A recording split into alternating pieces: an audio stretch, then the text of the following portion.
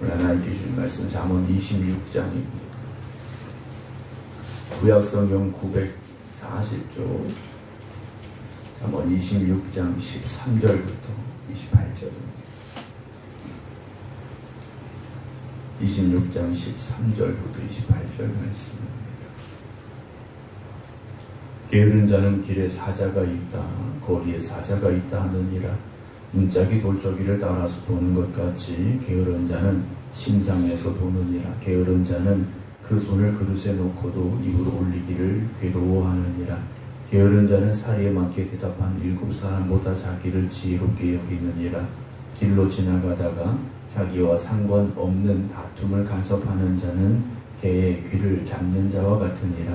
횃불을 던지며 화살을 쏘아서 사람을 죽이는 미친 사람이 있나니 자기 이웃을 속이고 말하기를 내가 희롱하였노라 하는 자도 그러하니라. 나무가 닿으면 불이 꺼지고 말쟁이가 없어지면 다툼이 쉬느니라.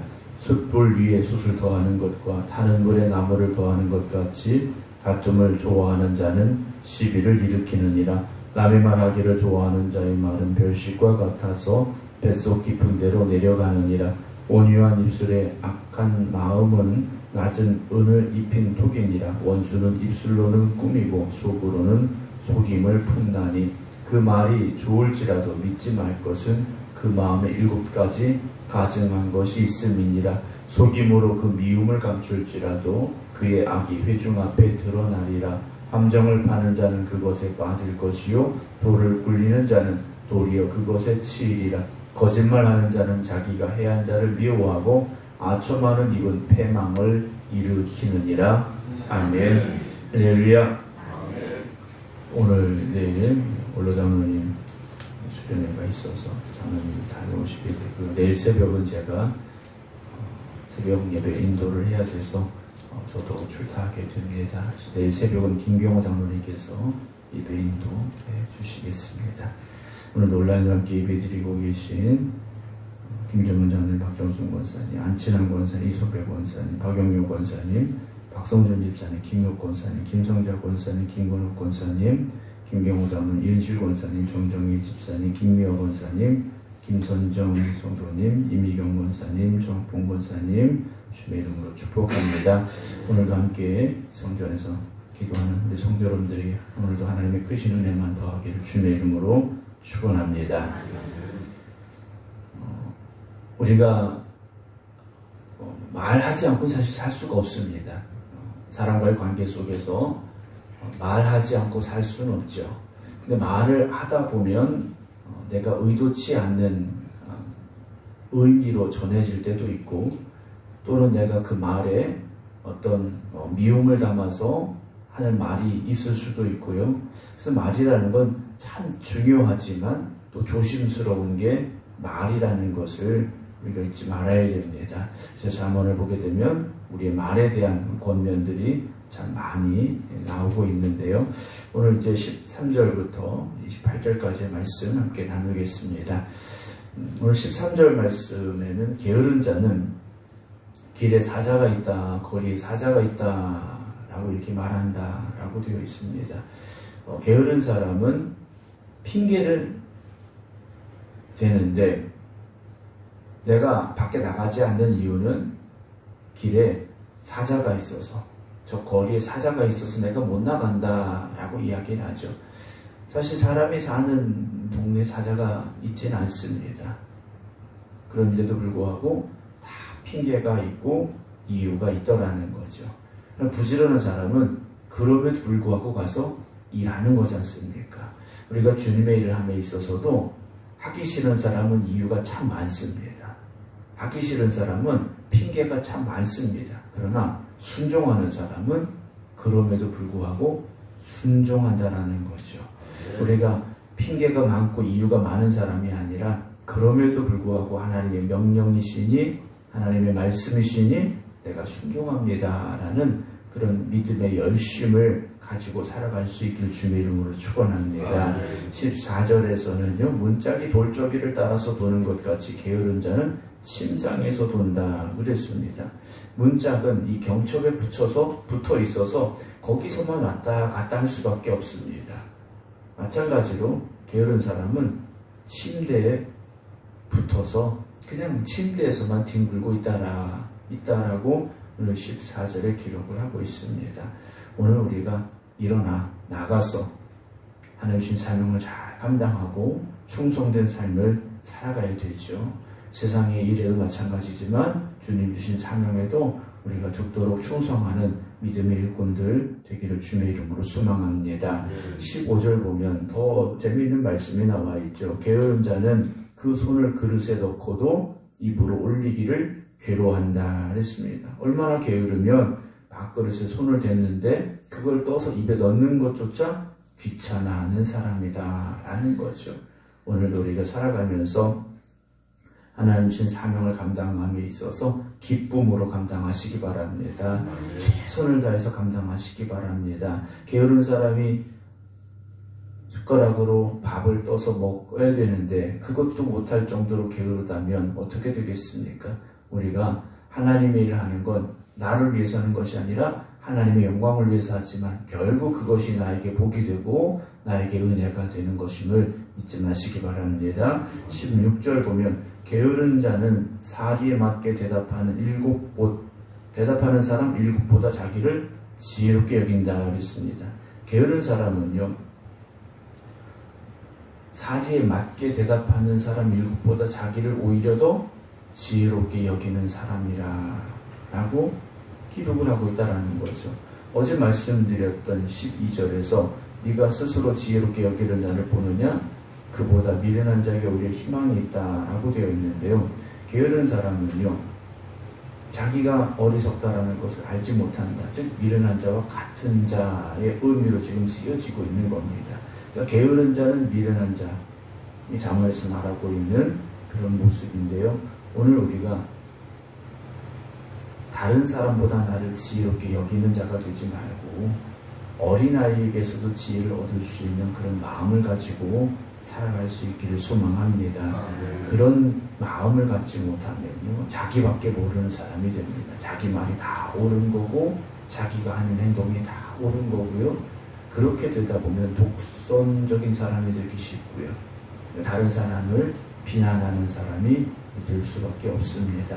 17절에 길로 지나가다가 자기와 상관없는 다툼을 간섭하는 자는 개의 귀를 잡는 자와 같다라고 되어 있습니다. 자기와 상관없는 싸움에 끼어드는 것은요, 사람이 개의 귀를 잡는 것, 이건 위험한 일을 자초하는 일의 시작이 될 수도 있다라는 거죠. 18절, 19절 보면요, 횃불을 던지며 화살을 쏘아서 사람을 죽이는 미친 사람이 있나니 자기 이웃을 속이고 말하기를 내가 희롱하였노라 하는 자도 그렇다라고 되어 있습니다. 어떤 사람들이 이렇게 보면 다른 사람의 기분을 막 상하게 하고 속상하게 하고 화나게 해놓고 나중에 한다는 소리가 뭡니까?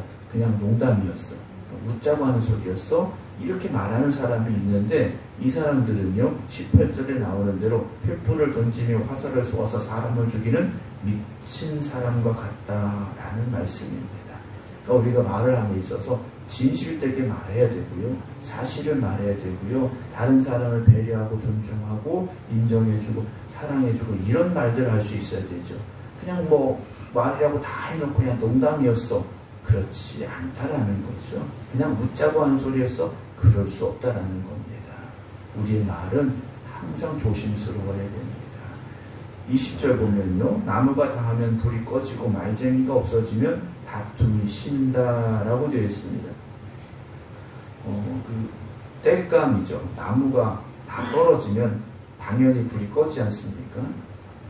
아궁이에 예전에 이제 아궁이에 불을 떼는데 그 아궁이에 나무가 다 떨어지면 당연히 불이 꺼질 수밖에 없듯이 남의 말을 하는 사람이 없어지면 다툼이 그치게 된다라는 거죠.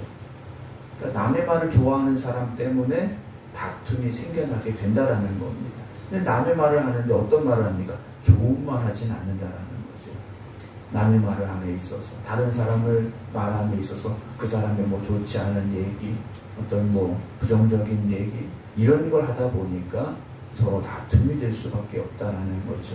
그래서 항상 우리는 좋은 말을 해야 됩니다. 선한 말을 해야 되고요, 온유한 말을 할 수 있어야 됩니다. 21절에도요. 숯불 위에 숯을 더하는 것과 타는 불에 나무를 더하는 것 같이 다툼을 좋아하는 자는 시비를 일으킨다라고 되어 있습니다. 불이 붙어 있는 데다가 숯을 더하고 나무를 더 집어넣으면 어떻게 되겠습니까? 불이 더 잘 타오르겠죠. 활발 불이 타오르게 된다라는 겁니다. 그런데 이게 왜 일어나느냐? 다툼을 좋아하는 사람이 있는 곳에는요, 이렇게 더 다툼이 커지는 일들이 벌어진다라는 겁니다.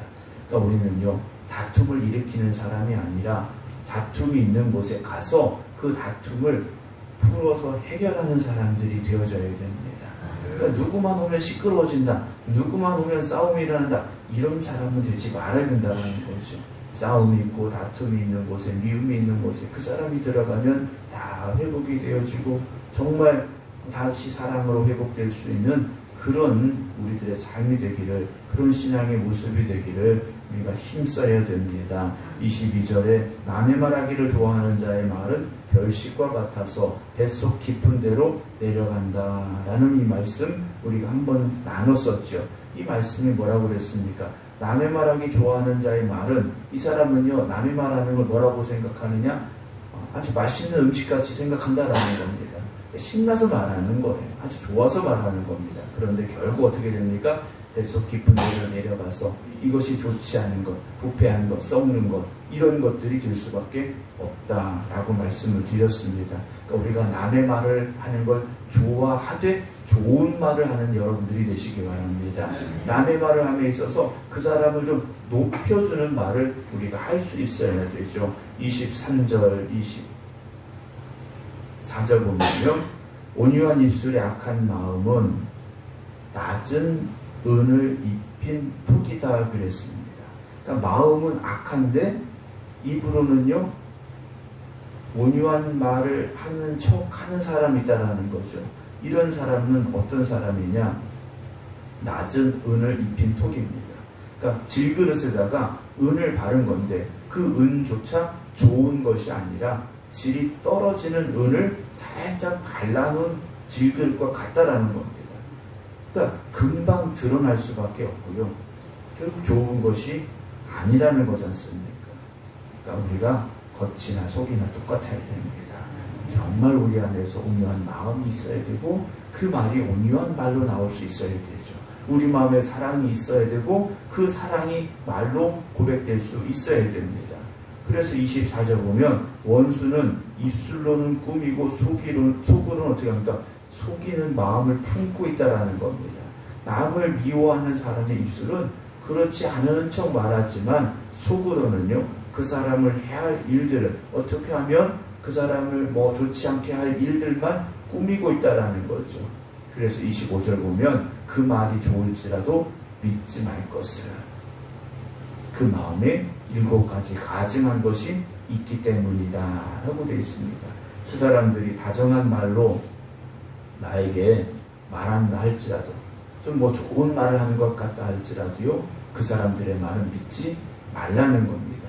왜냐? 그 마음에 있는 것이 무엇이냐? 우리가 잠언 6장에서 나눴던 말씀들을 기억해 보면 교만한 눈이라든가 거짓된 혀라든가 무죄한 자의 피를 흘리는 손, 그리고 악한 계교를 깨하는 마음, 빨리 악으로 달려가는 발, 거짓을 말하는 망령된 증인, 그래서 형제 사이를 이간하는 사람, 이런 사람들의 말은요, 믿지 말라는 겁니다. 우리가 이렇게 지나다 보면 알지 않습니까? 처음에는 좋은 말하고 마음이 넓은 것 같고, 근데 좀 시간이 지나보면, 겪어보면 우리가 그렇지 않은 사람들을 보게 될 때가 있습니다. 그렇다면 그런 사람들의 말은요, 우리가 신뢰하지 말라 하는 말씀입니다. 26절, 속임으로 그 미움을 감출지라도 그의 악이 회중 앞에 드러난다 라고 되어 있습니다. 여러분, 결국 우리 마음은 나중에 다 드러나게 되어 있습니다. 그 시간이 지나보면 알지 않습니까? 그런데 저나 여러분들은, 우리 믿음의 사람들은 시간이 지날수록, 야, 이 사람 진짜구나, 야, 이 사람 내 마음은 정말 사랑이구나, 이 사람은 정말 믿음의 사람이구나, 이렇게 다른 사람들에게 보여줄 수 있는 우리가 되기를 주님의 이름으로 축원합니다. 그래서 어떤 사람은요, 만날수록 더 좋은 사람 있지 않습니까? 만나면 더 만나고 싶은 사람, 이야기하면 더 이야기하고 싶은 사람. 여러분, 우리가 그런 사람들이 되어져야 되죠. 속으로는 악한 것을 감추고 입으로는 그럴듯하게 말하는 사람들이 되지 말아야 됩니다. 27절입니다. 함정을 파는 자는 그곳에 빠지게 되고 돌을 굴리는 자는 도리어 그것에 치게 된다 그랬습니다. 함정을 파는 사람은요, 자기가 빠지게 될 수밖에 없고, 돌을 굴려서 다른 사람을 해하려고 하면 오히려 자기가 그 밑에 깔릴 수밖에 없죠. 그래서 우리가 남 안 되기를 좋아하는 것이 아니라 남들이 오히려 잘 되기를 기도하시기 바랍니다. 그래야 우리도 복된 길로 갈 수 있죠. 28절 마지막입니다. 거짓말하는 자는 자기가 해한 자를 미워하고 아첨하는 입은 패망을 일으킨다라고 되어 있습니다. 거짓말하는 사람의 혀는요, 흠이 없는 사람의 원수가 될 수밖에 없고요. 그리고 아첨하는 사람은요, 결국 자기 신세를 망치는 사람이 될 수밖에 없습니다. 단지 잠깐은 뭔가 반짝할 수 있겠죠. 잠깐은 그럴듯하게 보일 수 있을 겁니다. 그러나 결국 하나님은요, 그 끝을 우리에게 보여주십니다. 오늘도 우리가 살아가는 이 길이 목사님 그렇게 살아서 세상에서 어떻게 삽니까? 라고 말씀하실 수 있겠지만, 그럼에도 불구하고 우리는 그렇게 살아야 됩니다. 당장 손해보는 것 같아도, 당장은 내가 조금 안 되는 것 같아도 하나님이 주신 선한 마음을 품고 여러분 믿음의 삶을 온전히 살아가시기 바랍니다. 말로써 망하는 자 말로써 망한다고 말합니다. 여러분, 우리가 진실된 말을 해야 됩니다. 오늘도 하나님 앞에서 우리가 부끄럽지 않은 믿음으로 살아갈 수 있다면 세상에서 반드시 여러분들을 알아줄 때가 있을 것이고요. 그리고 여러분들이 정말 하나님의 자녀됨을 세상에 증거할 수 있는 그런 삶을 하나님께서 주실 줄로 믿으시기 바랍니다. 오늘도 그 하루가 하나님 주시는 지혜를 가지고 온유한 날, 정말 사랑의 말을 할 수 있는 우리 모두가 되기를 주님의 이름으로 축원합니다. 기도하겠습니다. 남에게 상처를 주고 해를 주는 말이 아니라 다른 사람들을 위로해주고 격려해주고 그래서 다시 일으켜줄 수 있는 온유하고 사랑이 충만한 말들을 할 수 있는 저희들이 되게 하여 주시옵소서. 먼저 우리의 속사람을 새롭게 하여 주시옵소서. 하나님을 닮아갈 수 있는 저희들이 되게 하시고 그 사랑을 마음에 품고 살아갈 수 있는 저희들이 되게 하여 주시옵소서. 그래서 다툼이 있는 곳에 가서 사랑으로 치유할 수 있는 저희들 되게 하시고, 문제가 있는 곳에 가서 하나님의 사랑으로 회복시킬 수 있는 저희들이 되게 하여 주시옵소서. 오늘도 우리는 수많은 말들을 하게 됩니다.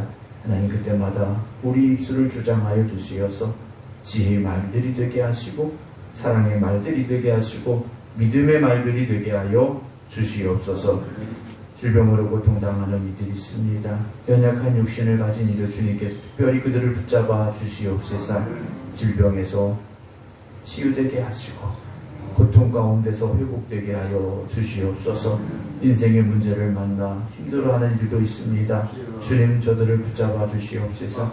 다시 일어설 수 있도록 힘을 더하여 주시옵시고 어려움과 환난 가운데서 다시 일어서 주님을 찬양하며 살아갈 수 있는 복 있는 삶으로 주님 인도하여 주시옵소서.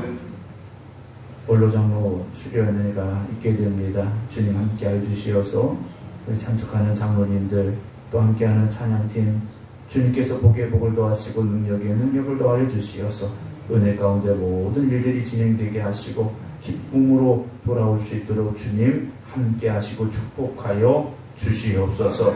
이제는 우리 주 예수 그리스도의 은혜와 아버지 하나님의 무한하신 사랑하심과 성령님의 감동 감화 역사하심이 오늘도 주님 앞에 나와 기도드리는 모든 성도들과 각자의 믿음의 제단 앞에 기도드리는 모든 성도들 위해 이제부터 영원토록 함께 하시기를 간절히 축원하옵나이다. 아멘.